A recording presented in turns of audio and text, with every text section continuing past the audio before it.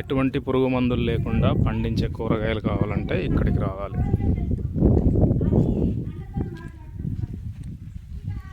పురుగు మందులు వేయట్లేగా?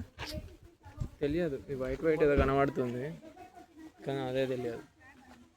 అది ఏదో సంథింగ్. ఆకుకూరలు భలే టేస్ట్ ఉన్నాయి. ఇవా అవా కూరలా? అసలు ఇంటి దగ్గర తిన్న వాటిలా లేనే లేవు. వాళ్ళు ఎక్స్పర్ట్స్ వండటంలో. ఆకుకూర మెత్తబడకుండా భలే వండారు కదా. ఏ ఆకుకూర ఏది 5 నిమిషాల కంటే ఎక్కువ ఉంచారంట. భలే ఉన్నాయి. మనకే నాలెడ్జ్ పోతుంది అంత. అలానే రెడ్ కలర్ డార్క్ అయినాయి. వాకుడుకాయలు అవి. వాకాయలు ఒక 2 ఇవ్వండి, తిందాం. పుల్లగా ఉండి మస్తున్నాయి ఆడ.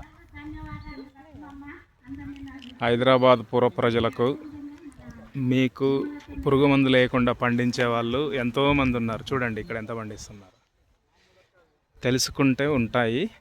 డబ్బులు ఎక్కువైనా ఖర్చు పెట్టి తినండి. పురుగు మందులే తింటామంటే అది ఎందుకో ఆత్మ పరిశీలన చేసుకోండి. ఈ చూడండి ఇక్కడ ఎక్కడన్నా అసలు ఇవన్నీ కూరగాయలే.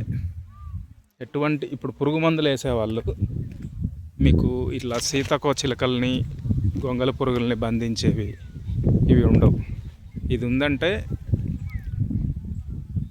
దాని అర్థం వాళ్ళు న్యాచురల్గా పురుగుల్ని నివారిస్తున్నారని అర్థం.